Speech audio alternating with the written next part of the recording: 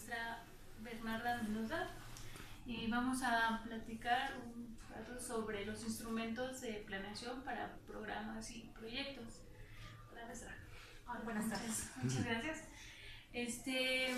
De acuerdo a las diferentes etapas para la formulación de un proyecto, ¿qué etapa considera usted la más fundamental para que usted tenga un camino exitoso? Bueno, desde mi experiencia, por lo que he revisado y he participado en la evaluación de proyectos, creo que la etapa más importante es el diagnóstico, porque cuando se revisa el comportamiento de comunidades, localidades pequeñas, estamos hablando de un proyecto que puede beneficiar de 50 a 200 personas, es decir, son comunidades muy localizadas.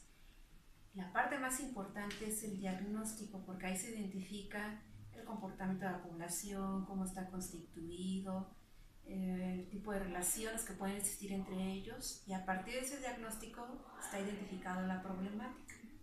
Y una vez identificado el problema, pues ya es más, no sencillo, pero es más viable el de poder definir estrategias, hacer definir acciones, los instrumentos que se van a utilizar para llevar a cabo el proyecto. Entonces creo que la etapa fundamental es el diagnóstico.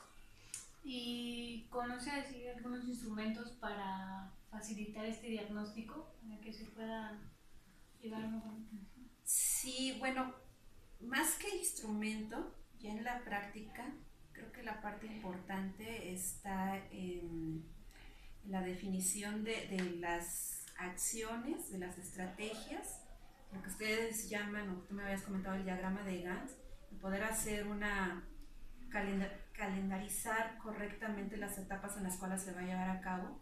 Obviamente se debe considerar que esto puede tener un ajuste. Ya en la práctica, pues los calendarios se tienen que ir ajustando en los periodos según se vaya presentando o se vaya ejecutando el proyecto.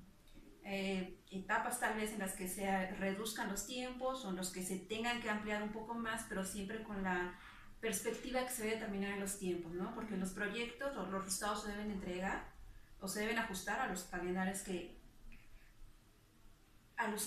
establezca, en este caso, el INDESOL, que es el que da los presupuestos para que se lleve a cabo. Entonces es necesario ajustarse a esos tiempos, el tener bien definidas las cartas descriptivas es que se van a llevar a cabo talleres, es decir, en la medida que se vayan ajustando o identificando esas etapas, todo lo demás se debe llevar a cabo en los periodos de tiempo. Okay. ¿Y entonces ustedes son los instrumentos que utilizan para ejecutar esa buena planeación de proyectos o hay alguno que a lo mejor No, creo que el cumplir las etapas, la parte más importante, el diagnóstico, luego la definición de las estrategias, que pueden llevar cartas descriptivas, donde se indique si se va a llevar a cabo algún taller, y ya en base a eso la definición del presupuesto.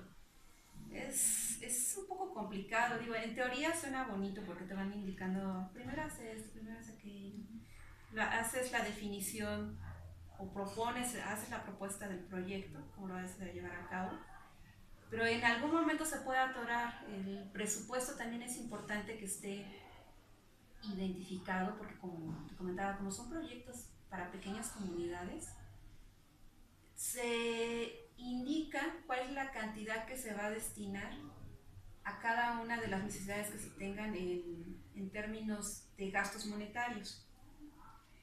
Un instrumento como tal que pueda decir que es prioritario, pues no lo hay. Tal vez si acaso en la parte del diagnóstico es realizar un análisis costo-beneficio.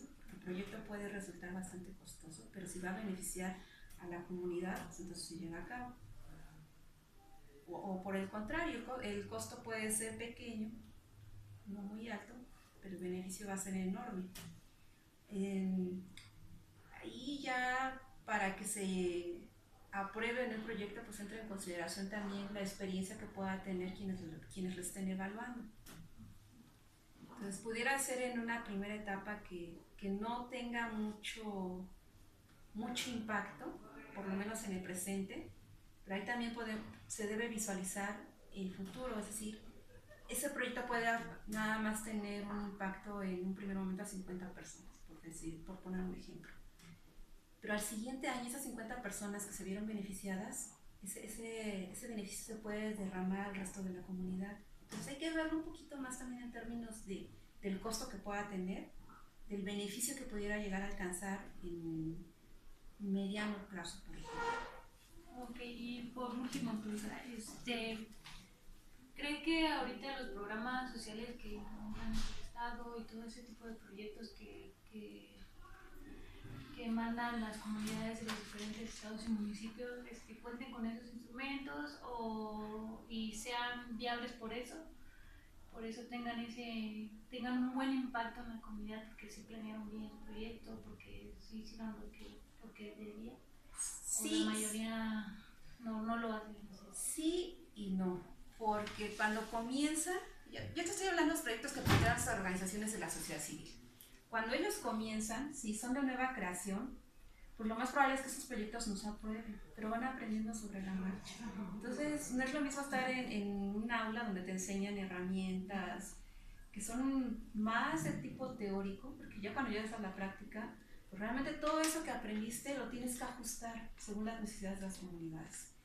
Entonces, sí sirve la capacitación, pero lo que realmente va a tener valor va a ser ya el ponerlo en la práctica.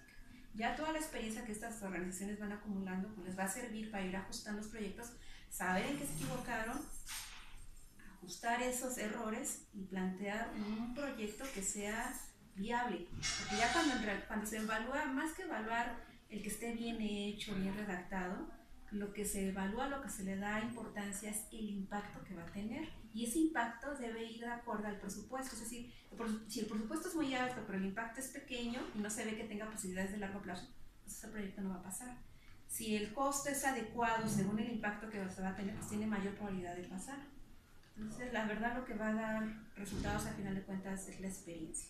Sí ayuda mucho el tener un conocimiento en mi aula, pero hay que implementarlo ya, porque de lo contrario, pues ahí se queda nada más en un conocimiento teórico que no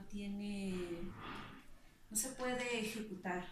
Entonces, el conocimiento que van adquiriendo es lo que les va a dar mayor valor.